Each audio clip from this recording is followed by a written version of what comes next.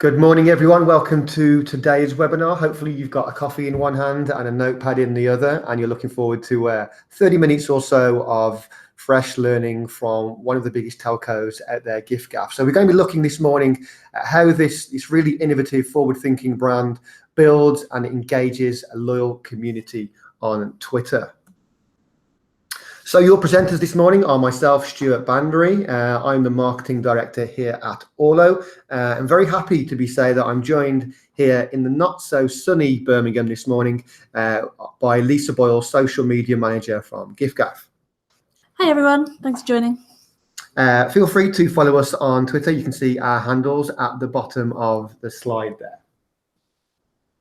Just a couple of bits of housekeeping before we get started. So if you do have any questions, I can see a few of you already saying hi in the chat box. So if you do have any questions, make sure you're logged into YouTube, pop your questions into there, and we'll pick up on some of those as we go through or at the end of the webinar. If you do have to duck out early, don't worry about that. We're making a recording of the webinar this morning, and we'll be emailing that out to everybody who attended over the next couple of days. So look out for that in your inbox.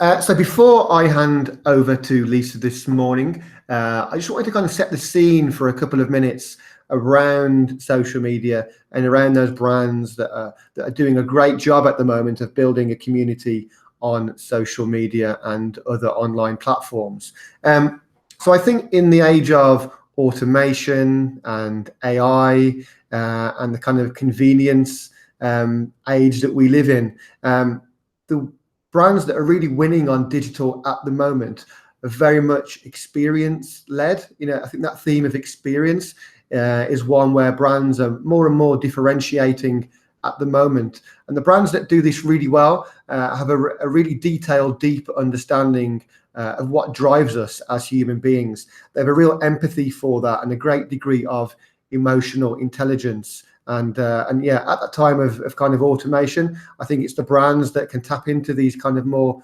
kind of human feelings and sensibilities that are really starting to pull away from the crowd.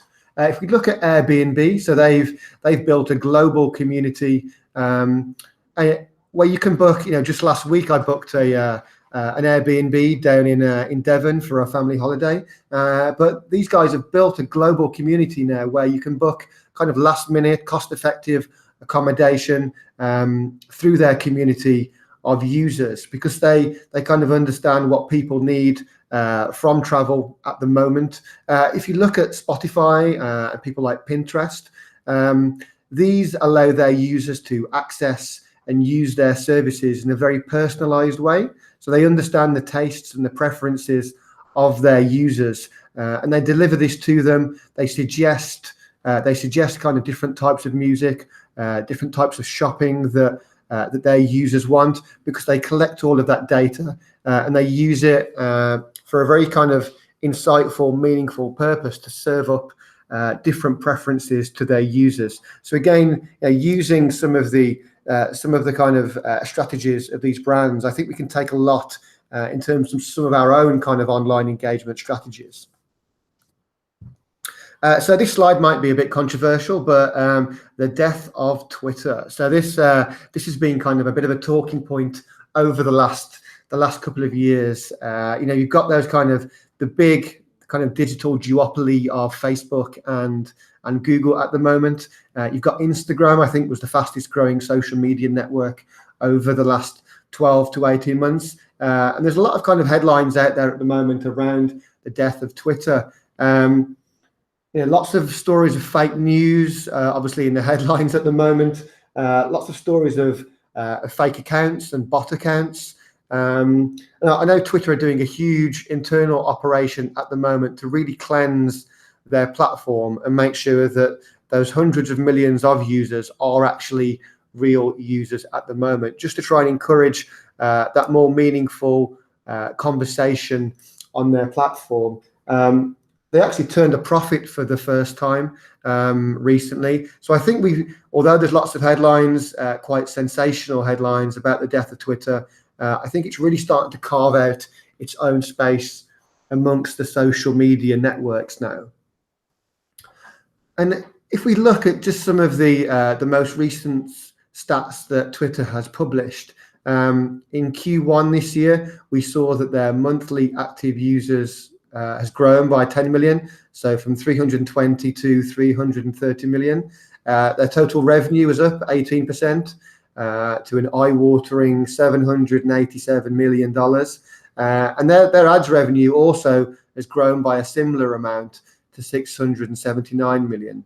There's also a lot of medium to large organizations now using Twitter. You can see that statistic there from eMarketer at the moment. So 2/3 of brands now have a presence on Twitter, and they're using it not just for marketing, but also as a really effective customer service channel, which we'll be talking about a bit later on. But I think for me, Twitter very much now in 2019 is the place where global news breaks first. A lot of press rooms have actually started to do away with press releases and are using Twitter very much to break their latest news and PR announcements. It's also the place where a lot of us take to first to ask a question. Maybe we're waiting for a train, or we've had a bad customer experience and we want to have a bit of a rant on social media in a very public forum. Often Twitter is the place that we take to, because we know if we name and shame an organization, we're very likely to get a response most quickly within that channel. It's also probably now the biggest global database of customer insights. So using things like social listening and media monitoring, we can really start to gauge the temperature of our customers, start to mine that data and really understand what our customers' needs and wants are, and to take all of that deep, rich social data and feed it back into our business to make those kind of decisions around the services that we deliver or the products that we offer.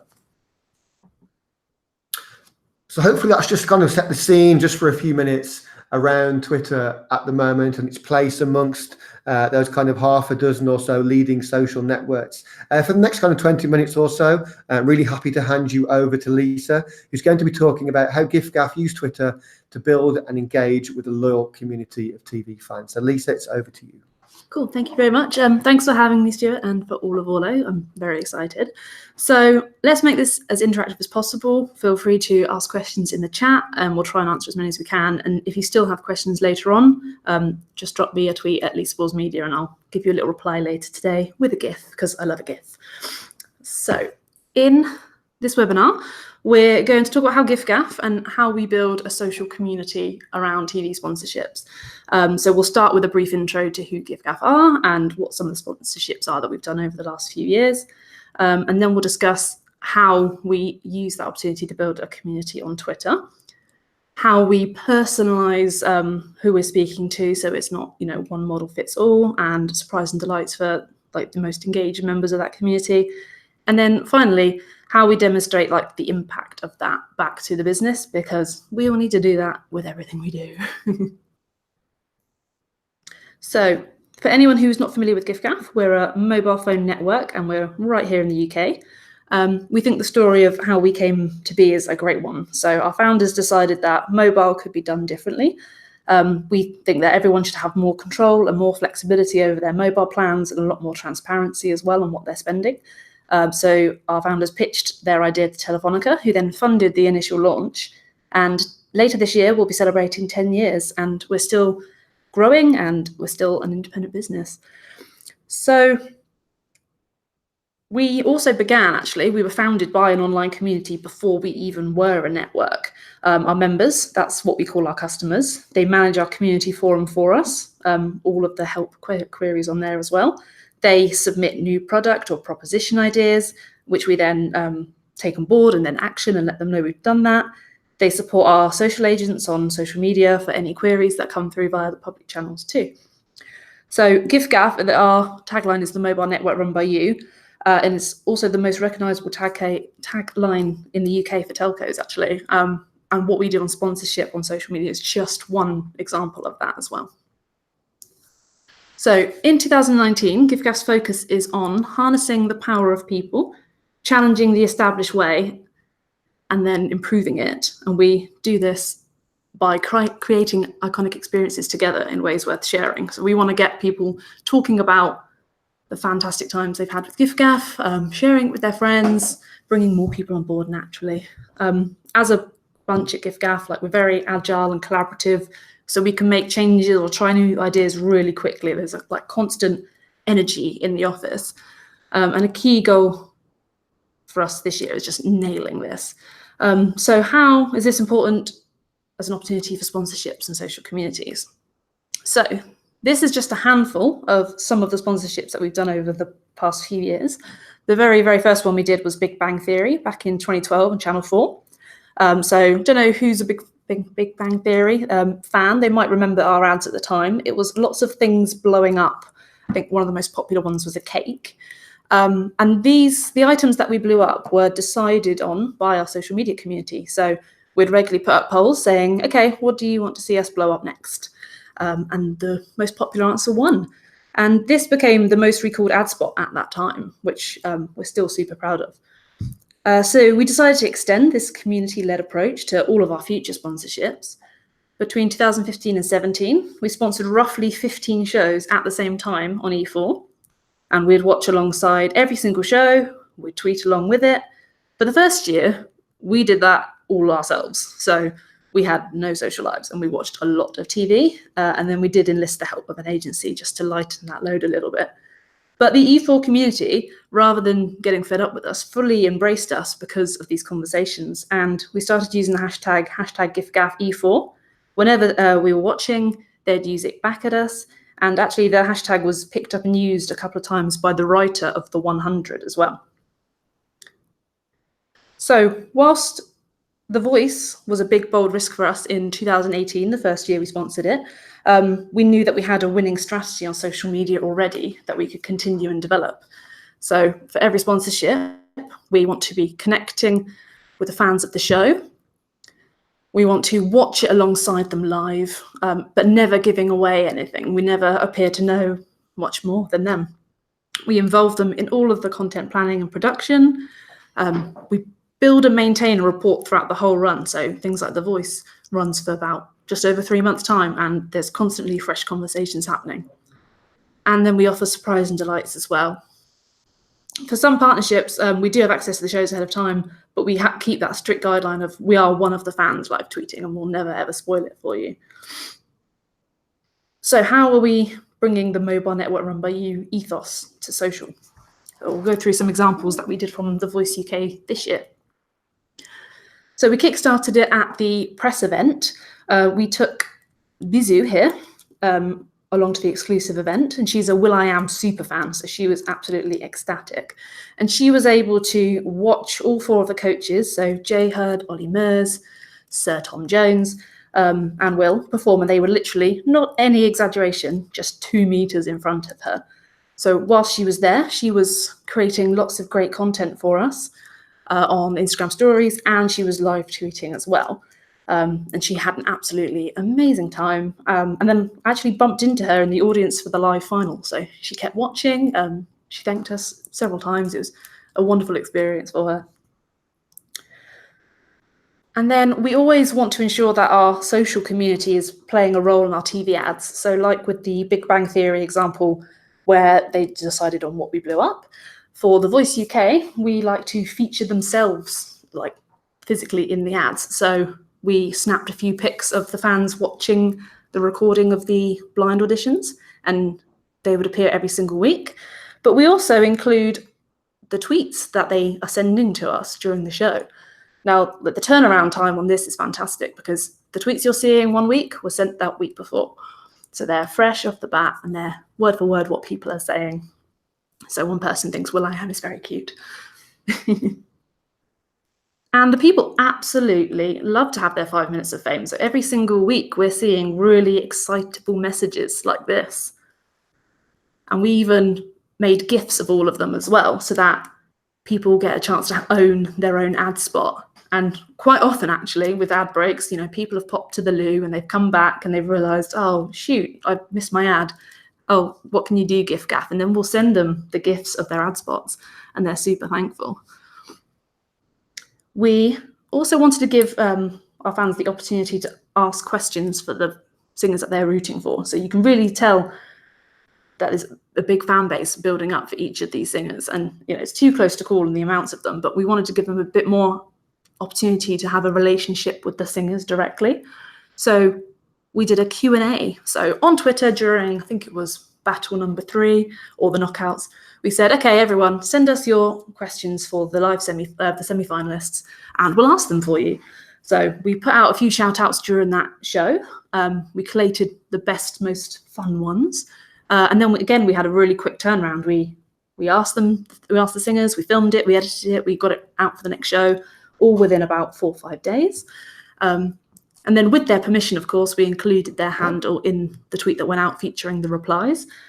So again, they had that content. They knew that they were able to ask the singers those questions. So for surprise and delights as well, we wanted to shout about our community more and really, really hero them. So we took 4 of our most regular hardcore fans on a special photo shoot. So Lynn here was especially overwhelmed by the experience. So she had a lovely day. She was picked up by a private taxi and taken to a fancy photo shoot, and she couldn't believe we asked her at the time. She was amazed we were even thinking of her. She did check several times to make sure we'd got the right person, and we had. And we gave her a lovely day. And then she was messaging a lot for several weeks after. So straight after, when the photos came out, a month later, I still can't believe it. I loved it. She found the name of our producer and our photographer, and she tagged them on Twitter as well. So it's like a very, very meaningful personal experience for her, and we were so delighted that she felt that way. But then the real impact of what we do on social media comes through also in just our general conversations. And our fans become very, very loyal to us as well. They'll even start watching a brand new TV show that they probably wouldn't have actually considered just because they've heard that we sponsored it. So fans of The Voice 2018 and Crystal Maze 2018 started watching The Circle, which was a brand new show last year, just because they heard that we sponsored it, and they joined us along for the ride. We also realise that we touch people's lives sometimes in conversations. You don't realise how important just opening up those lines of communications are for certain people as well. After the final of Crystal Maze, we had a private message from a fan who was telling us that having that conversation each week on the Friday night was helping her cope through some rough patches that she was having. We had one fan of The Voice who lost her mum during the show send us a message apologising that she wouldn't be able to live tweet with us as a result. And, we were truly touched by that, and we sent her a card to let her know we were thinking of her. But we always want to make sure that we get to the end of the show and we don't want the community to feel like we're abandoning them as well. So it's important that we also say thank you. So for the live final of The Voice, we built together this compilation video showing all the ways in which they've been involved with us, from the press event to the Q&As to the photo shoot, all of the TV ad spots. And this went out during the show, and we had lots of lovely feedback. We're really, really missing them, essentially. So what is the outcome on social media? The outcome overall that you can demonstrate back to the business. So one important thing to remember, actually, we do a lot of work on social media that is paid around sponsorship, but everything we've spoken through today has been purely organic, so there's been no media spent behind it. So we have over 1,000 fans of the show chatting to us each week. And sometimes we do go off topic. I once had a whole hour One Direction pun off with a fellow directioner. So you'd be surprised how many songs they actually do have. I had to do a bit of Googling. Our live tweets generate like several million additional impressions that we otherwise would not have had. And those of you who do the paid marketing at your side are aware that that costs a lot of money otherwise. And then during broadcasts, we also have a very high share of voice alongside The Voice UK. So we average at about 20% as well. So to achieve that without spending any money during one of the most popular ad spots every Saturday night is fantastic. and massive positive sentiment. The fans love chatting to us. In fact, they're often instigating a conversation an hour before the show, and we haven't had a chance to set up yet, which is truly wonderful to see. But it's always quite sad to finish a sponsorship, but it does then make planning even more fun. And then, yeah, this is in addition to the increased awareness and consideration driven by like the top end awareness part of the funnel and the acquisition piece that we do retargeting too. So I've done what I always do, which is talk very, very fast. So I hope that's relatable to you. Thanks for listening. But it does mean we've got lots of time for questions. Okay, thank you, Lisa. That was a great insight into the work you're doing at giffgaff on social media. If you do have any questions for Lisa, fire those through into the chat box now. We've got a few more slides to go through, so we'll just carry on with those while we wait for any questions coming through. I can see we've got a couple coming through already, so just drop a few more in there and we'll pick those up in a couple of minutes when we finish the webinar. But I tried to talk just for a couple of minutes just around some of the interesting themes that you picked up there, Lisa. I think the terms you mentioned a few times were around connection, around harnessing that community, around building relationships. I think it's a really kind of important topic at the moment. A lot of brands are really kind of investing in the theme of experience and connection, and particularly customer experience, because all departments across an organization have a role to play in that. I mean, you could argue, why does customer experience matter? But I think if we accept that the core premise of customer experience is that relationships and experiences do matter to the point of being able to influence and change behaviors with your community and with your customers and your followers, that if you can create these really powerful moments with your followers and inspire and evoke these positive emotions with your customers, you can really then be able to influence behaviors at scale and start to get a really good payback for your organization. And those kind of valuable behaviors can take all different forms. We're seeing some of the organizations that we work with creating great experiences and then starting to encourage their users maybe to see online or social as the best way to speak to them going forward. It might be to turn your social media followers into or website visitors into customers, or it might just be to turn some of your customers into really public advocates for your brand and leave you a great review on TripAdvisor or Google reviews, whatever it might be.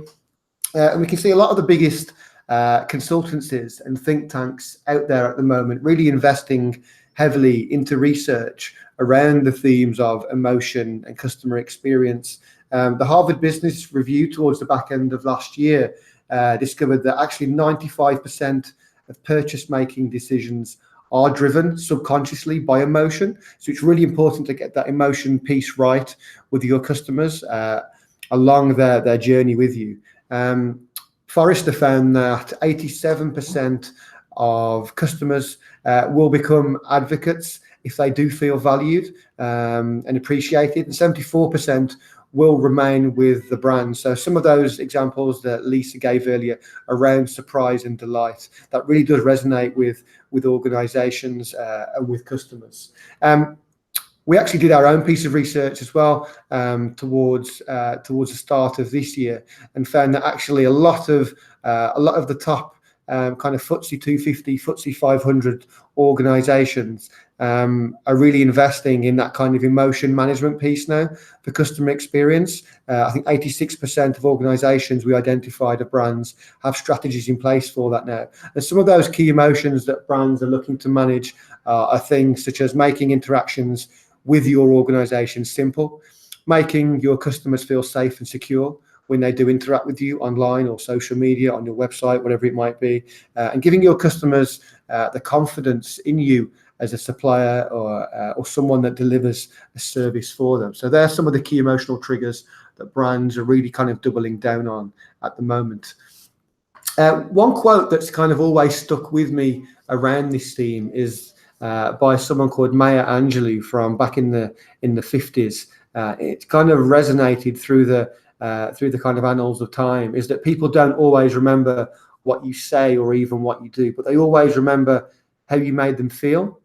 I think we can all relate to that. Quite often it's not the transactional element of an interaction with a brand that sticks with us, but it's the kind of sentiment, the emotion around that stays with us, and very often influences our decisions going forward.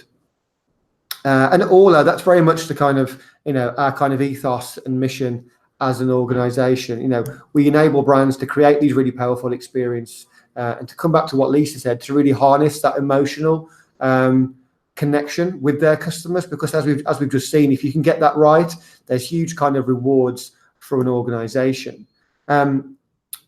Just before we dig into some of the questions, a couple of the kind of new bits of tech that we're working on around this space at the moment. So we're investing here at Orlo very heavily into AI at the moment. We've seen that if we can go back to our customers with really kind of fast, informed responses, we can encourage them to see online or social as a great way to speak to us going forward, and to really start to build that kind of emotional connection with them. One of the ways we're doing this is by, within Orlo specifically, is by actually suggesting responses. So I imagine for you, Lisa, if you're during an episode of The Voice, you can very quickly be kind of engulfed with thousands of tweets you've got to respond to at a time. One of the ways within Orlo we're doing this using AI is actually suggesting responses to Facebook, Twitter, Instagram, LinkedIn messages, whatever it might be, which an agent or a social media manager can then either approve, or they can make an edit to that. And the beauty of AI is that it will learn each time. So it will be slightly different, it'll be slightly more targeted, and very quickly then you can start to get through hundreds or thousands of responses during peak moments in a very fast, informed way, and leave your customers feeling really happy. We spoke also earlier about social media particularly being a real kind of deep kind of rich environment for insights around our customers. And again, we see kind of data being a huge part of what we're doing here at Orlo going forward. We've actually taught Orlo not just to understand sentiment, but to understand emotion. So, positive, negative sentiment, okay, it's fairly useful. But actually, if we can understand the kind of emotional thermostat of our customers, either around a customer experience issue or around a marketing campaign that we're launching, we can start to use a lot more rich contextual analysis around some of our campaigns. So using Orlo, you can understand, let's say, for example, we're kind of a theatre company, a cinema, and we're launching something in Aberdeen. Orlo will be able to stick a pin in the map and say, these people in this part of the country have this emotion. So it might be happy, excited, for example. It will give you the type of language and terminology they're using. So brand names, store mentions, cinema names, film names, what are the keywords they're using around that campaign. And again, a real kind of spike in activity. So there's a real intensity, for example, in chatter around Aberdeen. These are the words, these are the emotion. And then you can start to compare that location to different locations. Maybe they're a bit more kind of neutral in other kind of locations. So again, just to really understand how your marketing or customer service is being received on social media.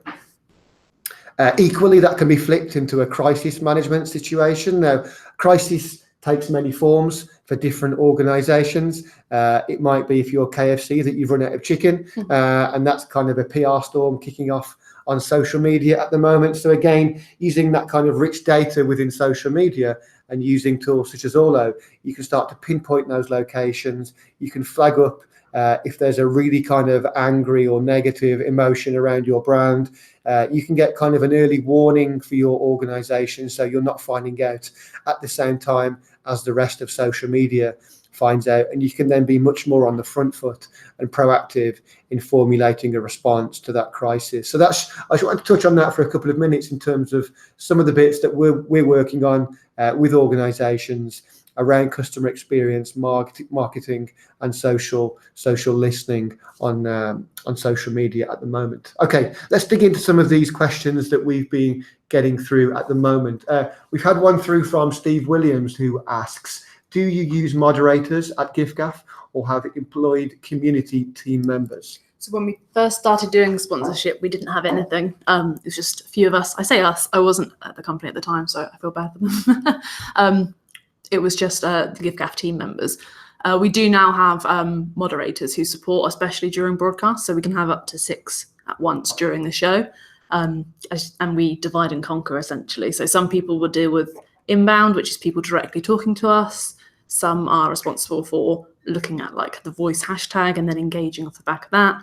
And then we have people just sense checking everything that's going out is on brand, is spelt correctly, and is as engaging as possible. So yes, we do. You need that support. It's too big a task on this scale to do on your own. But throughout the week, when conversations are a lot quieter, then that's done more in-house.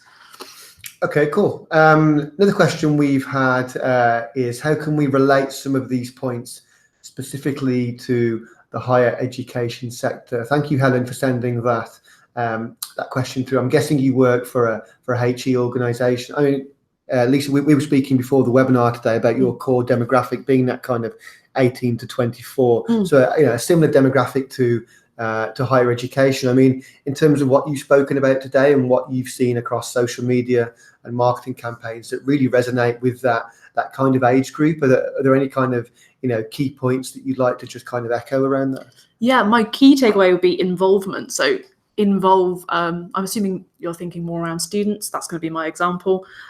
So you could have takeovers. You pick one of your very loyal volunteers and have them show the halls on campus or the library or the students' union from their view.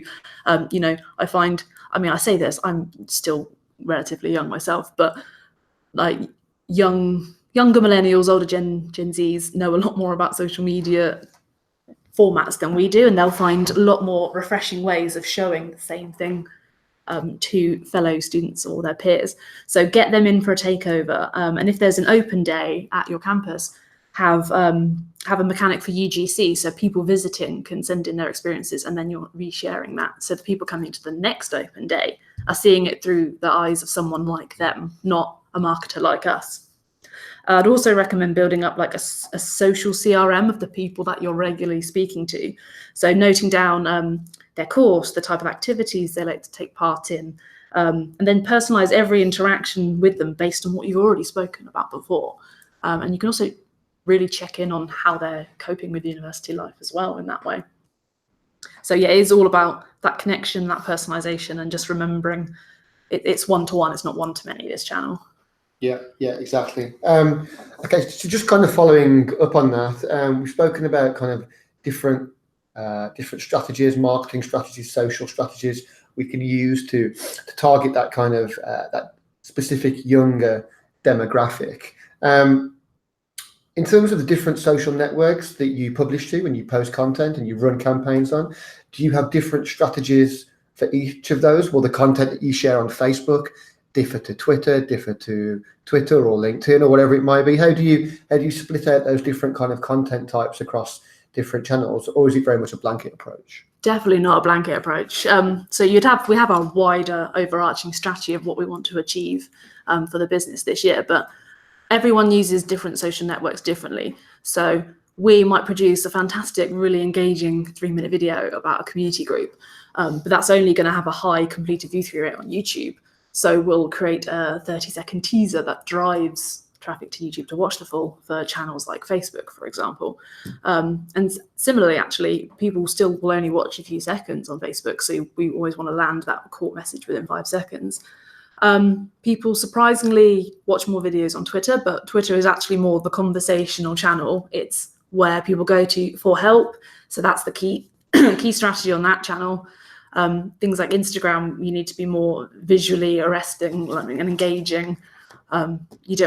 People don't want to sit and watch too much for too long on Instagram. They do just want to scroll and tap and like on something that's beautiful. Do not do a blanket approach at all.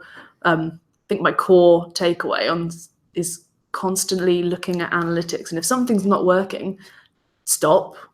Or if something's potentially underperforming, tweak first, take on learnings from the past, and keep building. Don't ever set a fixed strategy and keep running. Keep checking every piece of content, every week, every month, every quarter. find the trends, find what's working, and capitalize on that. Cool. Okay, that's really useful. Thank you for that. One of the questions that I had was around, we spoke about impact and social success. Now, obviously, you can measure social success in terms of followers and reach and engagement and things like that. But in terms of other ways that you kind of report on success, whether it's from a commercial point of view, I think increasingly, if we want to raise the profile of social to kind of C-suite level, we have to kind of align our activities with wider departments, wider teams, and broader corporate objectives. Are there different ways that you do that at giffgaff? Yeah, what we definitely don't do is measure followers. I can't remember the last time I checked to see how many fans we had on Instagram. So your KPI should definitely align to business objectives and then break it down. So we have like a funnel approach, and the top of the funnel is all about, okay, making sure people are aware of giffgaff and that they like giffgaff. So for that, it's very much the impressions and the cost per impressions, because everything we do needs to still be efficient. We shouldn't be spending money for the sake of it. And then it's moving people down that funnel. Okay, now they know what giffgaff is. How do we highlight the core benefits of choosing us over another mobile network? So we dial up the fact that we're more flexible and we're SIM only, and you can change your mobile plan whenever you want every single month, and then keep moving them down the funnel. And then we have the hardcore sell, and that is all about how many orders, how many activations, etc. But then you get to that point, and actually a lot of companies fall down at this point, is then we just drop off. So it's all about then retaining our members or our fans or our community on social. So re-engaging, reminding them the whole way through. So yeah, definitely don't focus on your number of fans. Define the core business objectives and then break it down by where in the social media journey you want to hit them and what are the best metrics for demonstrating that back. Okay, cool. Thank you very much for that. Okay, I think we haven't had any more questions through now. I think we've been through all of them. So hopefully that's given you lots of ideas and inspiration, food for thought that you can take back to your desk and start applying now. Start tweaking those different campaigns, trying different pieces of content, really building that connection, engagement, and relationships with your followers, and then aligning your activity to those broader business goals, which are really going to move the needle for your organization and start to elevate your status up to that kind of C-suite level. So, okay, that just leaves for me to say thank you very much for Lisa for joining us this morning. No, thank you for having me. Hopefully you've all enjoyed that. Look out in your inbox over the next couple of days, or send through a recording of the webinar in case you want to share it with any colleagues or rewatch it. And yeah, look out for our next webinar coming in July. We'll have details of that soon. And yeah, have a great rest of the day.